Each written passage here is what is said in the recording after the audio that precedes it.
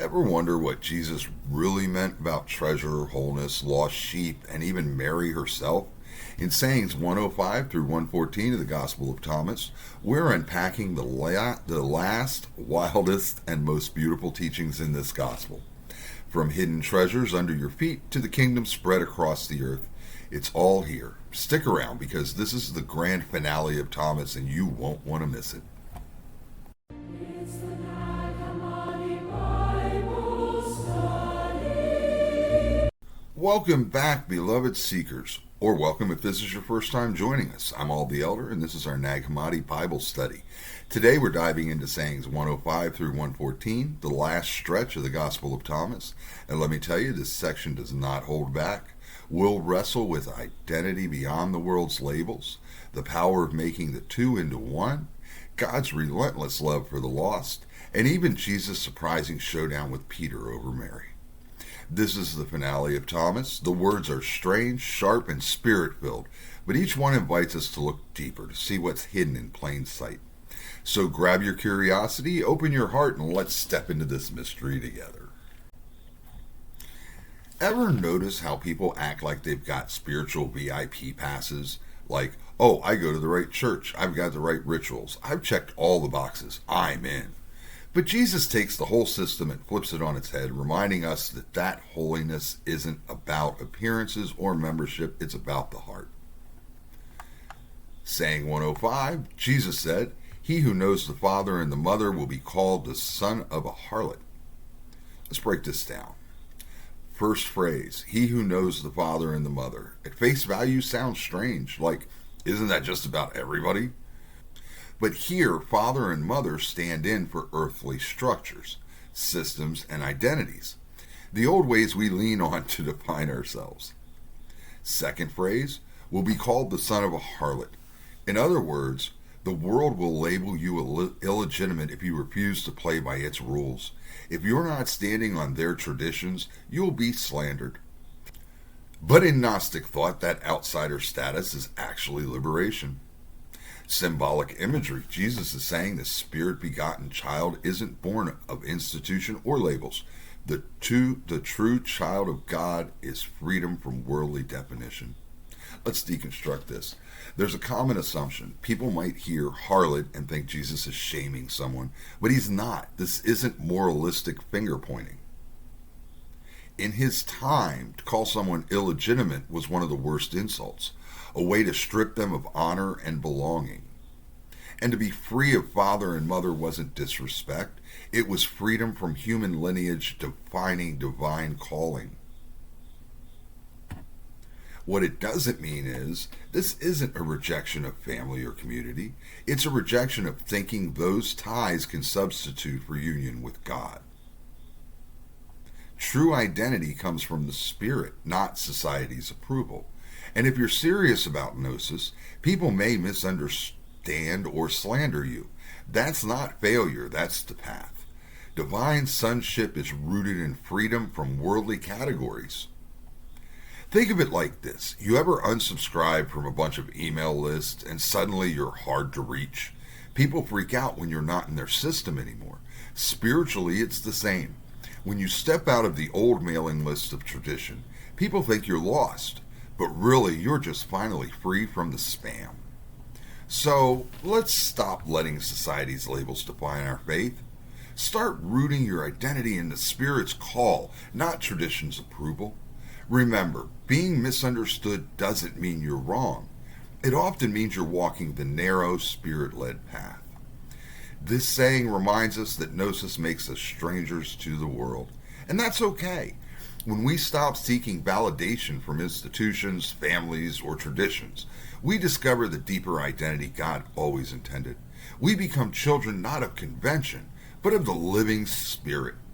And though the world may call us illegitimate, in God's eyes we are beloved, radiant, and whole. Ever notice how people say, when I find fill in the blank, I'll finally be complete? We chase wholeness through relationships, jobs, even hobbies, like life is one big puzzle and we're missing a piece. But Jesus isn't talking about waiting for someone else to make us whole. He's pointing to a deeper union. the kind that starts inside. Saying 106, Jesus said, when you make the two one, you will become sons of man. And when you say, mountain, move away, it will move. All right, let's unpack this. First phrase, when you make the two one. This isn't about matchmaking, it's about integration, bringing together spirit and body, inner and outer, masculine and feminine, human and divine. Wholeness is the key. The second phrase, you will become sons of man. In other words, truly human, fully awake. When we're fractured, we're half alive. When we're whole, we become what God intended from the beginning. And the third phrase, say, mountain, move away, and it will move. It's not a trick for rearranging the Rockies. It's a picture of spiritual authority. When your soul is aligned and whole, obstacles lose their power. Some people read this and think Jesus is teaching magic words. Like, if you say the right phrase, you can levitate boulders. That misses the point. Jesus is not Yoda. Many traditions split body and spirit, male and female, sacred and secular. But Jesus here calls for unity, not division. What the first hearers got is they lived in a world obsessed with purity divisions. Jew, Gentile, male, female, insider, outsider. This saying cuts through all that with radical oneness. Today we might say right, politically right and politically left. Male, female, trans, all kinds. And we still have insiders and outsiders. This isn't a rejection of difference or diversity. It's not erasing individuality, it's transcending fragmentation. Wholeness is power. When your inner life is integrated, outer life transforms. The two becoming one is the inner alchemy of Gnosis, soul and spirit married within you. Spiritual authority flows from inner unity, not external ritual or hierarchy. Think of it like this. Your phone works best when the hardware and software are synced. If the updates don't match the system, you get glitches. When your spirit and yourself are out of sync, life lags. But when they run as one, you're unstoppable. Mountains, or at least the mountain-sized fears and doubts, move out of the way. So let's stop chasing wholeness in someone else or something else. Start practicing integration. Align your body, your mind, and your spirit with truth. Remember, wholeness brings authority. When you live as one, even mountains move. This saying is pure Gnostic gold. Jesus reminds us that salvation isn't about escape, it's about integration. When we embrace our divine spark and unite it with our lived humanity, we become what we were always meant to be, whole, radiant, powerful, and free. Ever lose something small but valuable, like your car keys, your phone, or, heaven forbid, the remote? You turn the whole house upside down until you find it. That joy when it finally shows up, that's exactly the vibe Jesus is tapping into here. Only he's not talking about remotes, he's talking about souls. Saying 107, Jesus said, the kingdom is like a shepherd who had 100 sheep. One of them, the largest, strayed. He left the 99 and sought the one until he found it. After he had toiled, he said to the sheep, I love you more than the 99. Let's unpack this. The kingdom is like a shepherd who had 100 sheep. Classic Jesus shepherd imagery. Familiar, earthy, relatable. One of them, the largest, strayed. Interesting twist here. In the canonical Gospels, it's just one sheep. Here it's the biggest, the one that should have known better, maybe. He left the 99 and sought the one until he found it. Relentless pursuit. Love doesn't quit, even for the stubborn wanderer. And I love you more than the 99, not because the sheep is objectively better, but because love delights in restoring the lost.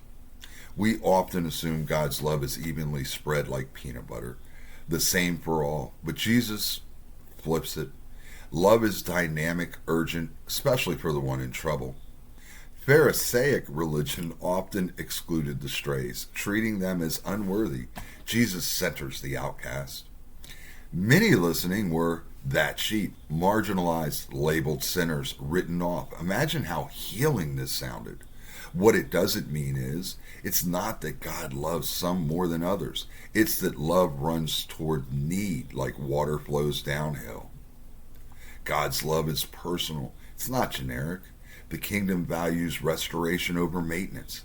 Spiritual greatness isn't never wondering. It's being found and transformed. Think of it like this. If you've got 100 Facebook friends and one of them goes missing from your feed, you notice. The other 99 are still posting memes and selfies, but that one absence bothers you. When they come back online, you're overjoyed. God's love works like that. He notices who's missing, and he'll scroll through eternity to bring them back. So stop thinking your wandering disqualifies you. Start trusting that God is actively seeking you. Remember, love doesn't shame the stray, it celebrates the return. This saying paints a picture of relentless, restorative love. In Gnostic light, it reminds us that even when we stray into ignorance, the Spirit hunts for us, refusing to let the spark be lost. And when we're found, there's no lecture, only love. Ever had a mentor or friend whose words just stick with you? They say something once and it echoes in your head for years. It shapes the way you see the world. Now imagine that, but with Jesus himself.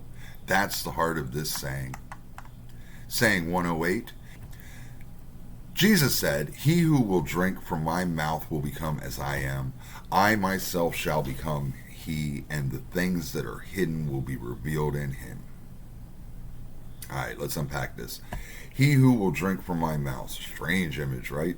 But this is about receiving living words directly from the source, not secondhand, not watered down.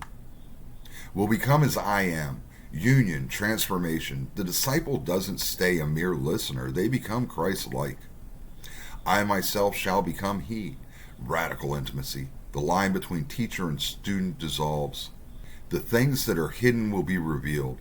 That's gnosis, the unveiling of mysteries, not by study alone, but by shared spirit. Some hear this and imagine mystical cannibalism, drinking from the mouth, but it's not about lips and liquid. It's about words as living water. Cultural baggage. Institutional religion often teaches distance. God's up there, you're down here. This saying dissolves that gap. Many longed for direct access to divine truth, not mediated by temple priest. Here Jesus says, you can have it directly from me. It's not about replacing your identity or losing yourself. It's about union that fulfills your true self. It's about you becoming your full self. Receiving truth directly from Christ transforms us into his likeness. Gnosis isn't information, it's participation in divine light. The line between seeker and savior blurs in the embrace of spirit. Think of it like this. Ever binge a show so much that you start quoting it in real life? The words become part of you. That's the idea here. Except instead of sitcom jokes, it's the living word of Christ, shaping your mind, heart, and soul until you and the word are inseparable. So stop settling for secondhand spirituality. Start drinking directly from the source, Christ's living word. And remember, the goal isn't just to admire Jesus, but to become like him through union. This saying brings us to the heart of Gnostic faith, intimacy with Christ so close, so transformative, that his life and our life intertwine. In this union, secrets of spirit open like flowers, and hidden things come into view. We don't lose ourselves, we finally find ourselves in Jesus. Ever dream about finding a hidden stash of money, like stumbling into an attic and discovering a shoebox stuffed with old cash or rare baseball cards? The rush would be unreal. Jesus uses that exact kind of excitement, only he's talking about something way more valuable than a dusty shoebox full of money or cards. Saying 109, Jesus said, "The kingdom is like a man who had a treasure hidden in his field and did not know it. And when he died, he left it to his son. The son also did not know. He took the field and sold it. And the one who bought it went plowing, found the treasure, and began to lend money at interest to whomever he wished." All right, let's unpack this. The kingdom is like a man who had a treasure hidden in his field and did not know it. Classic Gnostic theme. Divine spark hidden in plain sight but unseen. When he died, he left it to his son. The son also did not know. Ignorance gets passed down generationally. Blindness to the spirit becomes tradition. He took the field and sold it. The tragedy of undervaluing what you already have. The one who bought it found the treasure. Awakening comes when someone actually digs, and then it changes everything. People often think treasure is something new to acquire, but Jesus says it's already in your field. In his world, inheritance was everything. To sell land was almost unthinkable. It was your identity. This parable shocks his listeners. That you can live your whole life with treasure under your feet and never see it. This isn't about financial gain or justifying greed. The treasure is wisdom, gnosis, life with God. The divine spark is already within you, hidden but real. Generations can miss it, but one seeker who digs changes the story. Awakening transforms your capacity. You become someone who can lend wisdom, offering spiritual wealth to others. Think of it like this. Ever download an app and only use it for one simple thing? Then years later realize it had 100 hidden features that could have saved you time? That's the soul. We're sitting on hidden treasure, but most never explore deep enough to unlock it. So let's stop selling ourselves short. Start digging in your own field, prayer, meditation, reflection, and remember the treasure isn't out there somewhere. It's within you, waiting to be uncovered. This saying warns us against living blind to our own inheritance. You can pass down land, wealth, even religion. But if the treasure of spirit isn't uncovered, it gets lost in the shuffle. The kingdom is found not by buying or selling, but by digging into what God has already placed in you. And once you find it, your life and the lives around you will never be the same. Ever notice how the world tells us success is measured in bank accounts, square footage, and follower counts? We act like the richest must be the happiest, the most blessed. But Jesus, he flips that script upside down, and suddenly the winners don't look so victorious after all. Saying 110. Jesus said, "He who has found the world and become rich, let him renounce the world." All right, let's unpack this. He who has found the world, this means someone who's mastered worldly systems, who figured out how to play the game and win by its rules. And become rich, not just money, but power, status, clout. By society's standards, they've made it. Let him renounce the world. And here's the twist. Jesus says the one who truly wins is the one who lets it all go. Spiritual greatness isn't holding on, it's letting go. We often assume the rich are the blessed, and the poor must be cursed. Jesus dismantles that assumption. In his day, wealth was often seen as proof of God's favor. He cut straight against the cultural narrative. The first hearers surely felt scandalized. Imagine a peasant crowd hearing this. They probably cheered while the elites bristled. This isn't a call for guilt trips or self-hatred if you have resources. It's a warning against letting possessions possess you. The kingdom isn't about accumulation. It's about liberation. True wealth is knowing the Spirit, not owning the world. Renunciation isn't just about money. It's about loosening our grip on everything that defines us falsely. Think of it like this. You ever play Monopoly and crush everyone? You've got all the properties, hotels, stacks of cash. Then the game ends, and it all goes back in the box.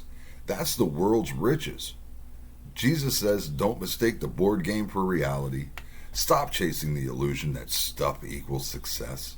Start practicing detachment, generosity, simplicity, gratitude.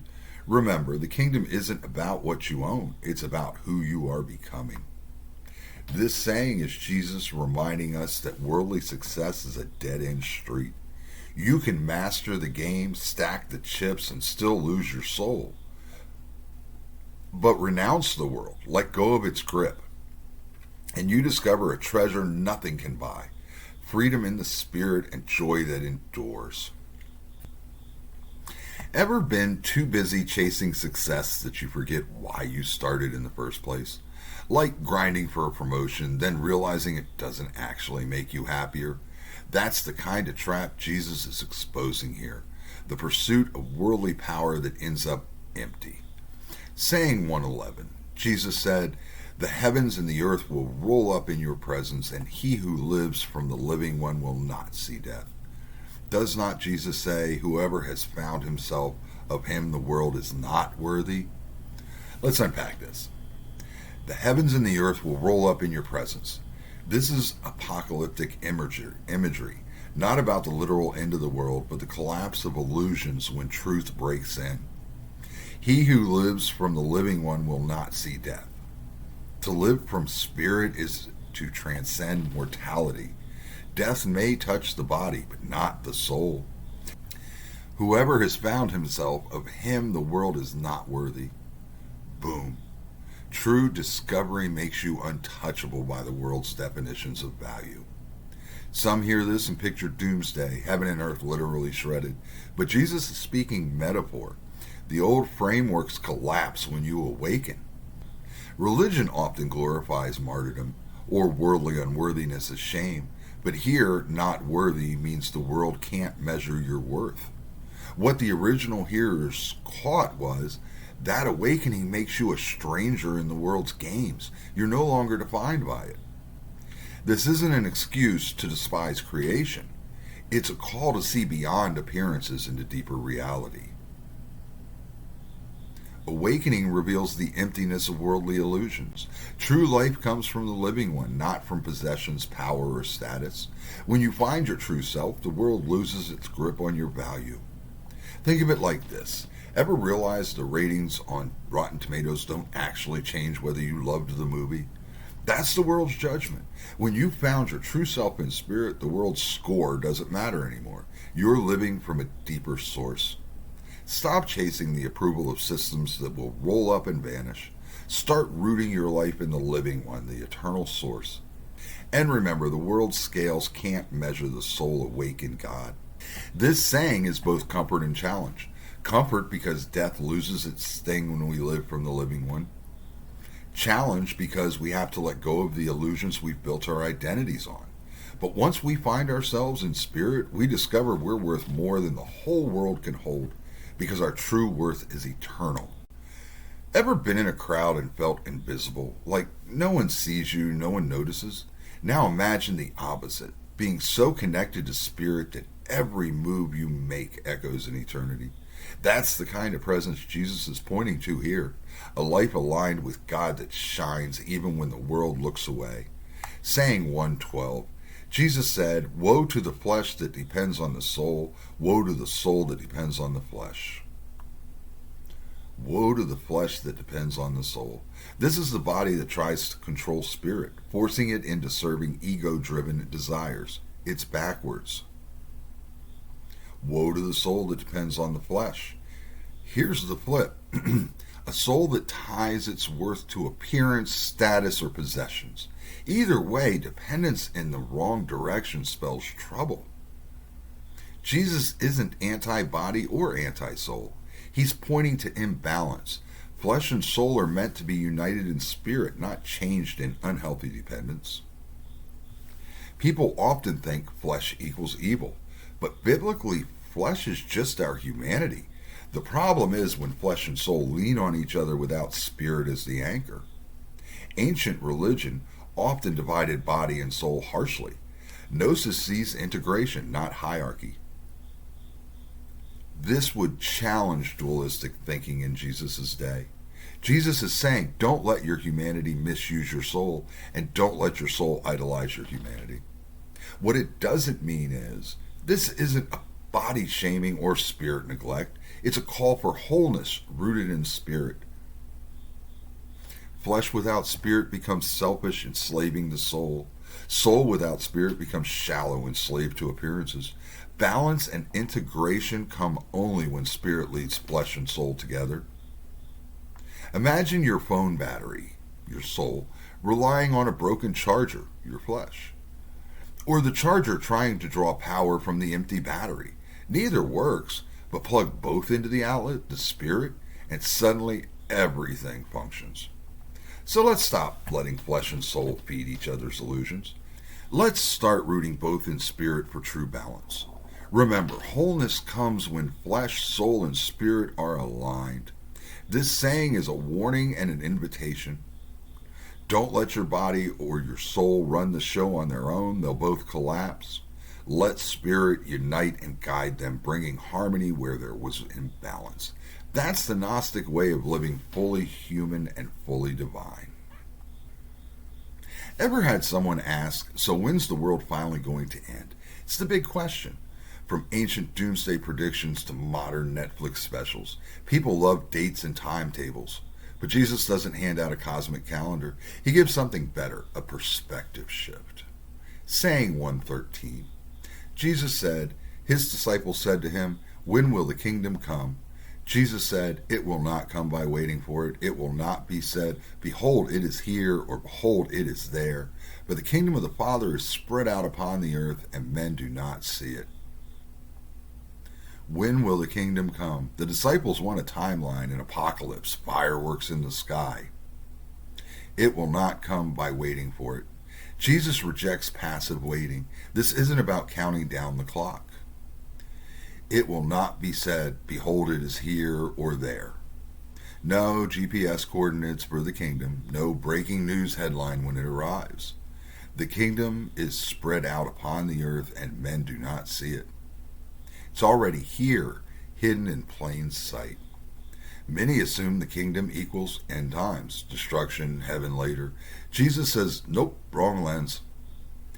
Jewish expectation in his day looked for a political messiah to overthrow Rome. That's not what he brought.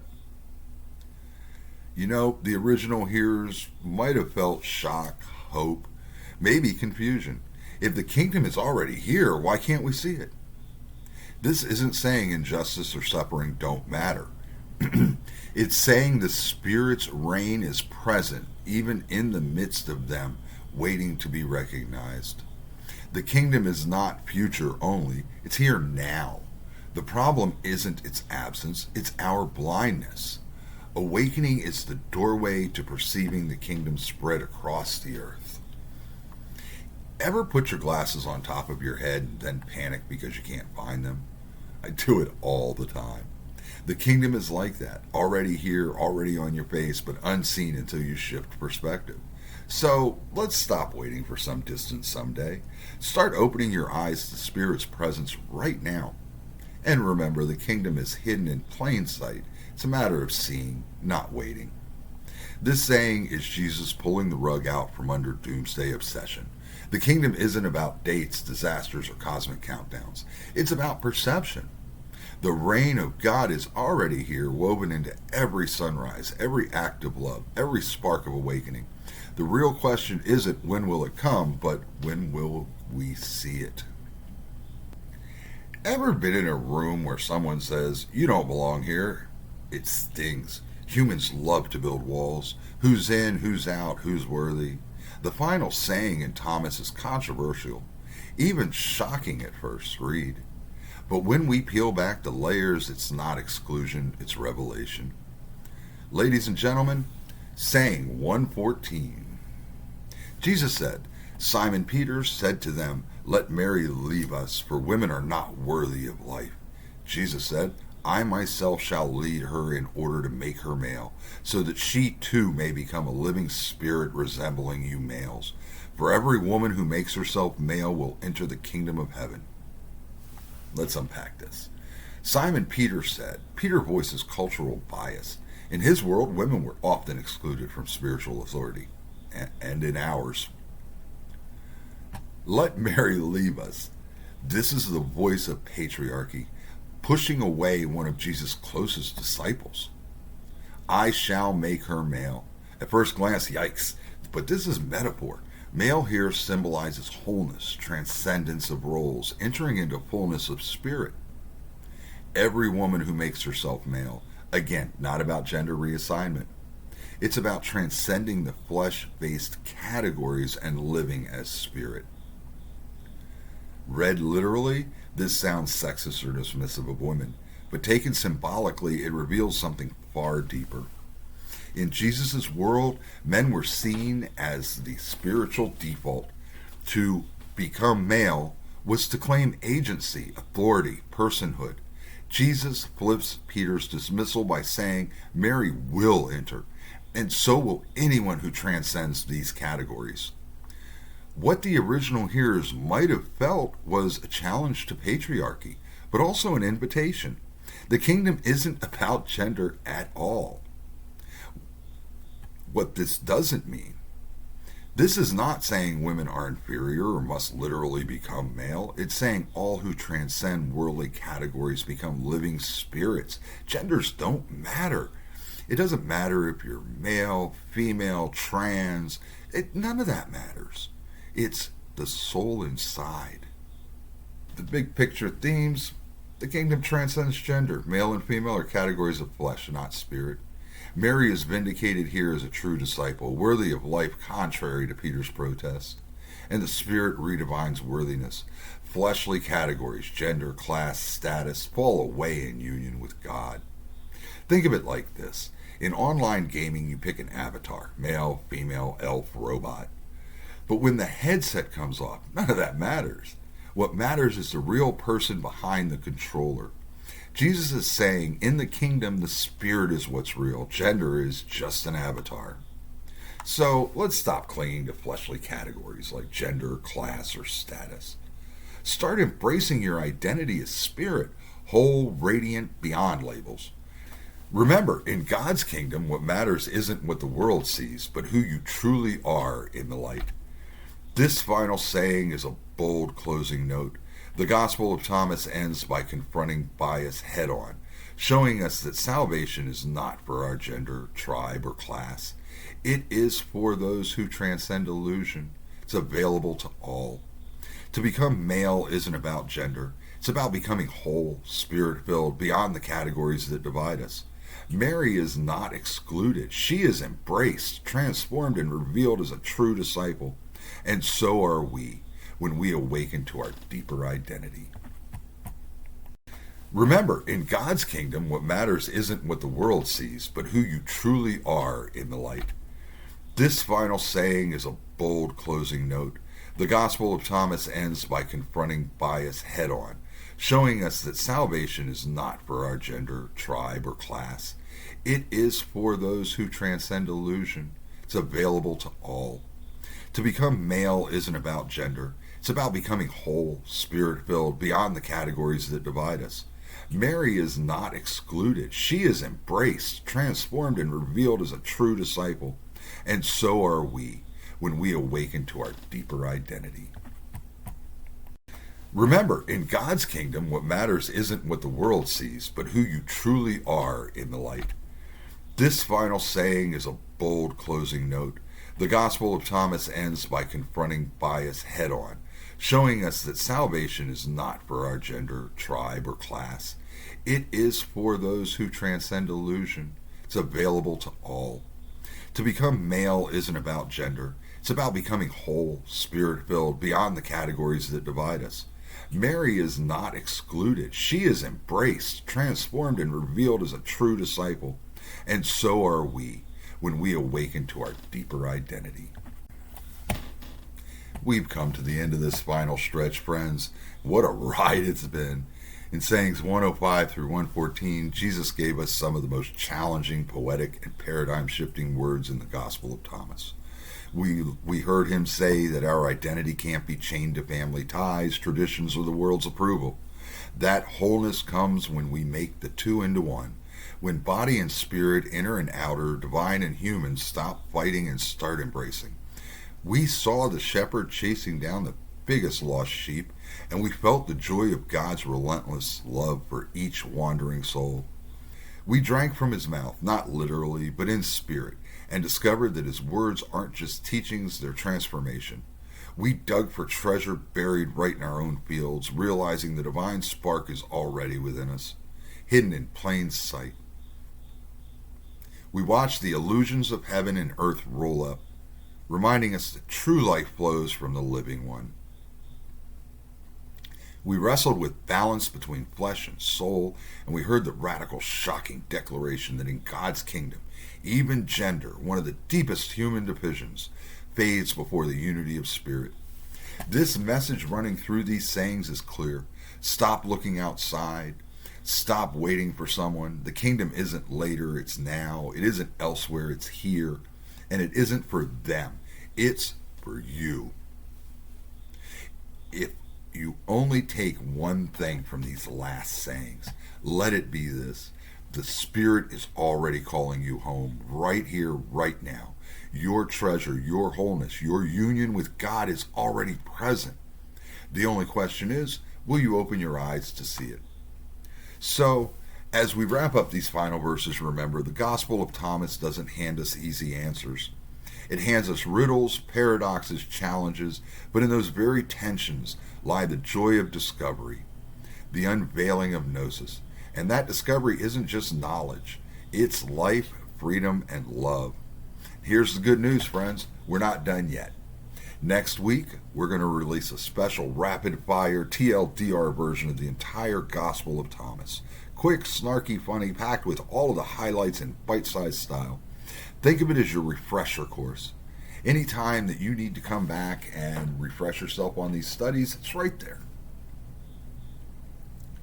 And then, the week after that, we begin our next deep dive journey into the Gospel of Philip. You won't want to miss that.